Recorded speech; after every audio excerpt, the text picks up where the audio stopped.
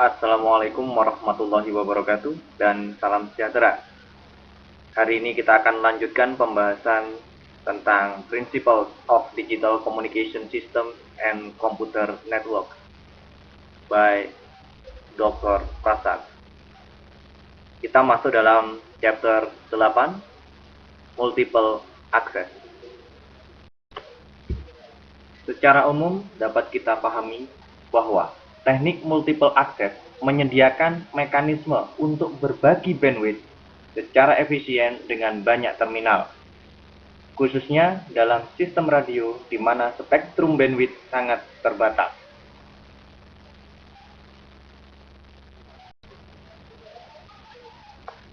Dalam hal ini, kita akan membahas beberapa teknik multiple access, di antaranya FDMA, SDMA, TDMA, FDMA-TDMA, CDMA, OFDM, dan ISMA, di mana CDMA terbagi atas FDD dan TDD, serta CDMA terbagi dalam frekuensi hopping dan direct sequence CDMA. Frekuensi Division Multiple Access atau yang dikenal dengan FDMA. Secara umum di dalam komunikasi radio, sebuah band frekuensi akan dialokasikan untuk pengguna tertentu. Di dalam sistem FDMA, stasiun pusat akan mengalokasikan pita frekuensi untuk terminal yang berbeda sesuai dengan kebutuhan pengguna. Bisa kita lihat dalam skema FDMA di depan. Sebuah base station memiliki 4 frekuensi, F1, F2, F3, dan F4, di mana keempat frekuensi itu dipakai secara bersamaan atau berbagi untuk terminal mobile di sekitarnya. Terlihat ada terminal A dan terminal B. Suatu contoh, terminal A dialokasikan untuk frekuensi F1 dan terminal B dialokasikan untuk frekuensi F2.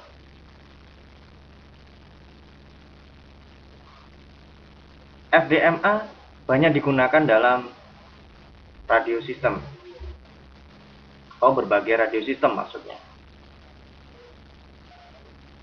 Sistem komunikasi mobile dan sistem komunikasi satelit juga menggunakan sistem ini. Satu hal lagi sebagai catatan, untuk memastikan bahwa tidak ada tumpang tindih dalam transmisi data, di mana yang menggunakan frekuensi yang berdekatan, satu contoh tadi menggunakan frekuensi 1 dan frekuensi 2, ada sebuah word band atau band penjaga untuk memisahkan band kecil yang berdekatan. Space Division Multiple Access atau SDMA. Apabila ada sebuah set frekuensi yang kemudian digunakan kembali di lokasi yang lain, hal yang semacam itu disebut dengan Space Division Multiple Access. Seperti yang dilihat dalam skema di depan. Area layanan dibagi menjadi daerah kecil yang disebut dengan sel, di mana disimbolkan dengan bentuk segi 6. Dan setiap sel dialokasikan dengan frekuensi tertentu. Dua sel dapat menggunakan set frekuensi yang sama. Dua sel juga dipisahkan dengan jarak tertentu sehingga dapat digunakan kembali. Satu contoh, misalnya frekuensi dalam sel 1 atau A1 itu dapat digunakan kembali di sel A2.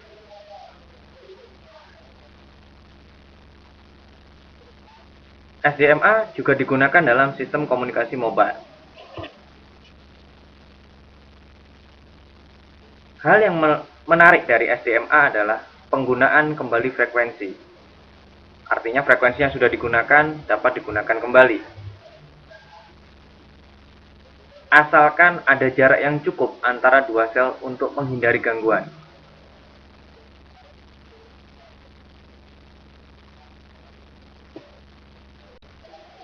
Selanjutnya, Time Division Multiple Access atau TDMA. Dalam TDMA, satu frekuensi akan dibagi oleh terminal yang berbeda dalam slot waktu yang berbeda. Tiap terminal diberi slot waktu tertentu selama terminal tersebut digunakan untuk pengiriman data. Jumlah slot waktu adalah tetap, dan terminal mengirimkan data dalam slot waktu yang telah dialokasikan.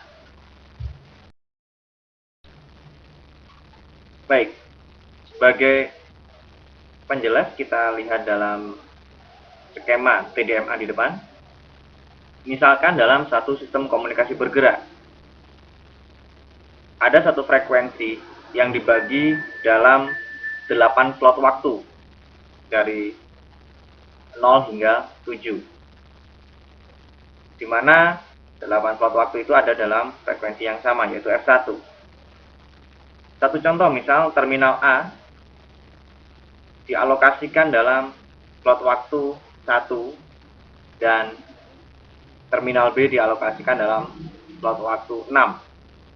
Tentunya tetap dengan frekuensi F1.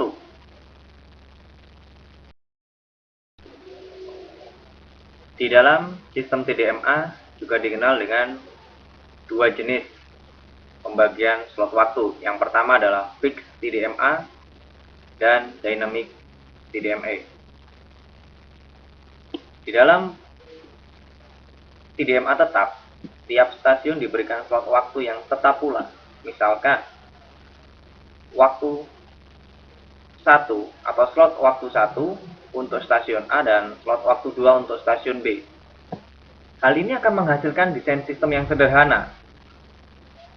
Tetapi, kerugiannya adalah jika suatu stasiun tidak digunakan untuk mengirimkan data, maka slot tersebut akan sia-sia atau tidak dapat digunakan untuk yang lain. Sedangkan dalam TDMA dinamis, di dalam sistem TDMA kita kenal dengan dua kategori. Yang pertama adalah Frequency Division Duplex atau FDD. Jika ada dua frekuensi digunakan untuk komunikasi antara base station dan terminal secara bersamaan, di mana satu frekuensi untuk uplink dan satu frekuensi untuk, seperti yang dapat kita lihat dalam skema TDMA FDD di depan. Frekuensi uplink F1 dan frekuensi downlinknya di F2, di mana frekuensi uplink dan downlink sama-sama menggunakan time slot waktu 4. Yang kedua adalah TDMA Division Duplex atau TDD. Ketika komunikasi dua arah ini dicapai dengan menggunakan frekuensi tunggal, tetapi dalam slot waktu yang berbeda.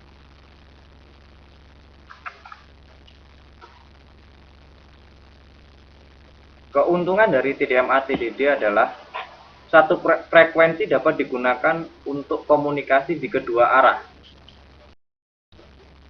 Bisa kita lihat dalam skema di depan. Slot waktu dalam bagian pertama adalah untuk komunikasi dari base station ke terminal atau downlink. Ada di time slot 2. Sedangkan di F1 menggunakan time slot 13 untuk uplink atau komunikasi dari terminal ke base station.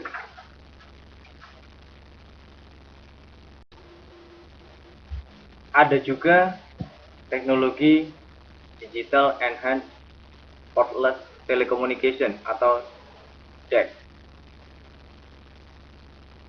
Dalam frame TDMA dengan durasi 10 milidetik terbagi dalam 24 slot waktu, di mana 12 untuk downlink dan 12 lainnya untuk uplink. Selanjutnya adalah sistem kombinasi antara FDMA dan TDMA. Banyak kita jumpai dalam sistem radio adanya kombinasi FDMA dan TDMA. Seperti contohnya dalam komunikasi seluler. Dalam diagram di depan kita lihat bahwa base station diberikan 4 frekuensi, yaitu F1, F2, F3, dan F4. Masing-masing frekuensi pada gilirannya dibagi dalam modus TDMA dengan 8 slot waktu, slot 0 hingga slot 7. Terminal A diberikan slot waktu 1 dari frekuensi F1. Base station terus mengalokasikan slot waktu dalam F1 sampai semuanya habis. Kemudian mengalokasikan slot waktu di F2 dan seterusnya. Setelah beberapa waktu, terminal B ingin melakukan panggilan. Saat itu, slot waktu dalam frekuensi 2 dengan frekuensi F3 bebas. Untuk itu kemudian dialokasikan ke dalam terminal B. Selanjutnya dalam subbab 5, Code Division Multiple Access, atau yang kita kenal dengan CDMA. Di dalam sistem CDMA membutuhkan saluran bandwidth yang cukup besar. Hal ini mengapa CDMA pertama kali muncul dari organisasi militer atau pertahanan, karena yang memiliki bandwidth besar adalah organisasi pertahanan. Di sisi lain, karena bentuk spektrum tersebar, sistem ini juga dikenal sebagai Spectrum Multiple Access atau SSMA. CDMA dibagi dalam 2 kategori. Yang pertama adalah frekuensi hopping atau FH, di mana setiap paket data yang dikirim menggunakan frekuensi yang berbeda, menggunakan sebuah pseudo random urutan algoritma generasi untuk memutuskan urutan hopping. Frekuensi hopping digunakan dalam Global System for Mobile Communication atau GSM dan sistem radio Bluetooth. Dalam skema CDMA frekuensi hopping di depan, sebagai contoh, diilustrasikan frekuensi hopping dilakukan sebesar 1600 hop per detik. Setiap 0,625 milidetik, frekuensi operasi akan berubah. Terminal ini akan menerima data untuk 0,625